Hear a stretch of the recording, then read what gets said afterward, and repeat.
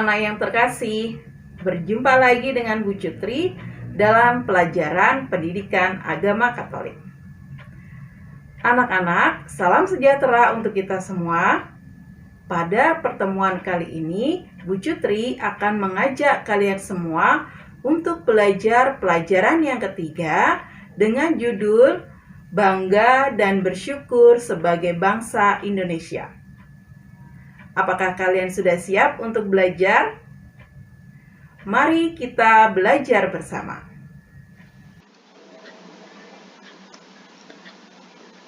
Anak-anak, tujuan dari pembelajaran ini adalah siswa dapat bersyukur atas keindahan dan kekayaan alam Indonesia yang melimpah ruah, serta siswa dapat belajar bertanggung jawab dengan memelihara kekayaan alam dan budaya bangsa sebagai anugerah Tuhan.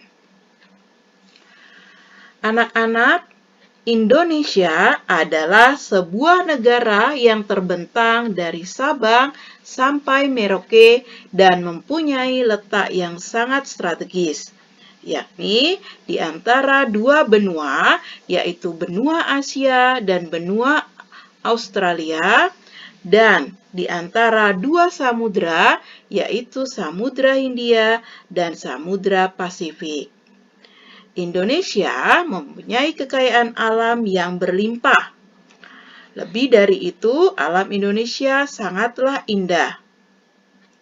Bangsa Indonesia merupakan bangsa yang besar yang terdiri dari berbagai suku bangsa, adat istiadat, budaya, dan agama. Perbedaan-perbedaan itu tidak menjadi penghalang bagi kita untuk tetap bersatu, tetapi justru menjadi modal dan kekayaan kita untuk membangun bangsa. Mari kita lihat keindahan alam Indonesia yang terdiri dari laut,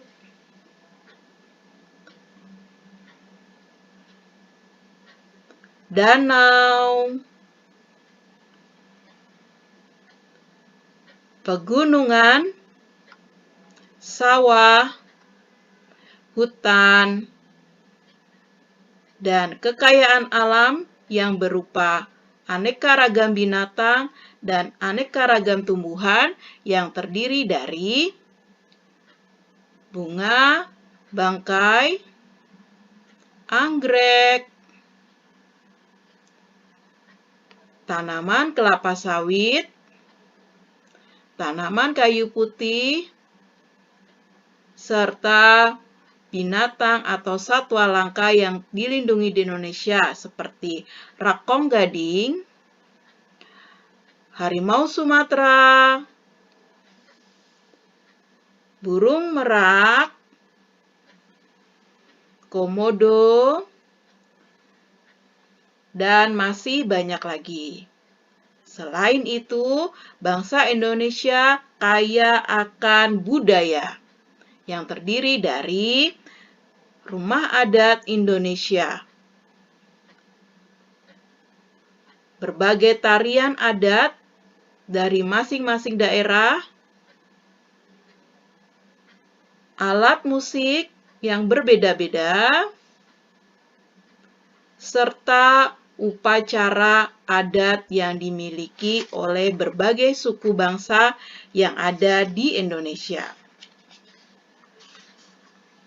Anak-anak, ketika melihat semua kekayaan Indonesia yang begitu indah, tentu saja kita merasa senang dan bersyukur kepada Allah karena ciptaannya yang luar biasa.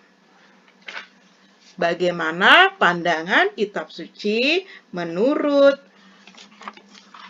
Kejadian 2 ayat 8 sampai 18. Manusia dan Taman Eden.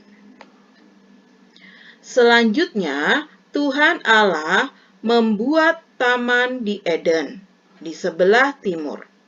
Disitulah ditempatkannya manusia yang dibentuknya itu. Lalu Tuhan Allah menumbuhkan berbagai-bagai pohon dari bumi yang menarik dan yang baik untuk dimakan buahnya. Dan pohon kehidupan di tengah-tengah taman itu, serta pohon pengetahuan tentang yang baik dan yang jahat. Ada suatu sungai mengalir di Taman Eden untuk membasahi taman itu. Dari situ, sungai itu terbagi menjadi 4 cabang. Yang pertama namanya Pison, yakni yang mengalir mengelilingi seluruh tanah Hawila, tempat emas ada. Dan emas dari negeri itu baik. Di sana ada damar bedolah dan batu krisopras. Nama sungai yang kedua ialah Gihon, yakni yang mengalir mengelilingi seluruh tanah Kusi. Nama sungai yang ketiga ialah Tigris, yakni yang mengalir di sebelah timur Asyur. Dan sungai yang keempat ialah Efrat. Tuhan Allah mengambil manusia itu dan menempatkannya dalam Taman Eden untuk mengusahakan dan memelihara taman itu. Lalu Tuhan Allah memberikan perintah itu kepada manusia. Semua pohon dalam taman ini boleh kau makan buahnya dengan bebas.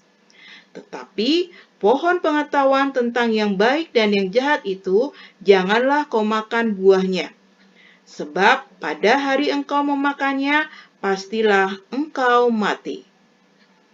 Tuhan Allah berfirman, tidak baik kalau manusia itu seorang diri saja. Aku akan menjadikan penolong baginya yang sepadan dengan dia. Lalu Tuhan Allah membentuk dari tanah segala binatang hutan dan segala burung di udara. Dibawanyalah semuanya kepada manusia itu untuk melihat bagaimana ia menamainya, dan seperti nama yang diberikan manusia itu kepada tiap-tiap makhluk hidup, demikianlah nanti nama makhluk itu. Manusia itu memberi nama kepada segala ternak, kepada burung-burung di udara, dan kepada segala binatang di hutan. Tetapi baginya sendiri, ia tidak menemukan penolong yang sepadan dengan dia. Lalu Tuhan Allah membuat manusia itu tidur nyenyak. Ketika ia tidur, Tuhan Allah mengambil salah satu rusuk daripadanya, lalu menutup tempat itu dengan daging. Dan dari rusuk yang diambil, Tuhan Allah dibangunnyalah seorang perempuan. Lalu dibawanyalah kepada manusia itu. Lalu berkatalah manusia itu, inilah dia, tulang dari tulangku dan daging dari dagingku. Ia akan dinamai perempuan, sebab ia diambil dari laki-laki. Sebab itu seorang laki-laki akan meninggalkan ayah dan ibunya dan bersatu dengan istrinya, sehingga keduanya menjadi satu daging. Mereka keduanya telanjang manusia dan istrinya itu. Tetapi mereka tidak merasa malu. Demikianlah bacaan dari kitab Kejadian 2 ayat 8 sampai 18. Di Taman Eden disebut juga Taman Firdaus. Taman Firdaus bermakna tempat di mana Allah hidup bersama manusia. Taman Eden sering disebut juga Taman Allah. Di Taman Eden ditemukan sukacita, damai sejahtera, dan kebahagiaan.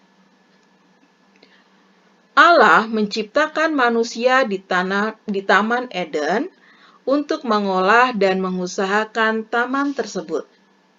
Tujuan dari pengolahan Taman Eden adalah agar manusia dapat hidup bahagia dan memuliakan Allah.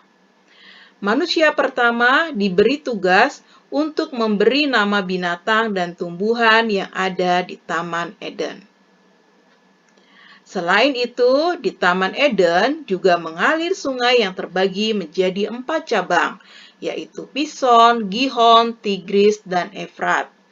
Air yang mengalir dari sungai tersebut dapat mengairi semua tumbuhan yang ada di Taman Eden.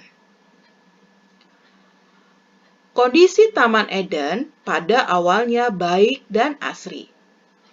Manusia boleh hidup berdampingan dengan berbagai binatang. Namun, kondisi tersebut berubah setelah manusia jatuh ke dalam dosa. Teman-teman, kekayaan dan keindahan alam Indonesia menunjukkan negara kita adalah sebuah firdaus, taman yang diciptakan oleh Allah bagi kita. Kita patut bersyukur atas anugerah Allah menciptakan alam Indonesia bagi kita. Kita sebagai warga negara diminta untuk melestarikan alam, seperti ikut serta dalam kegiatan penghijauan, melindungi dan mencintai satwa langka.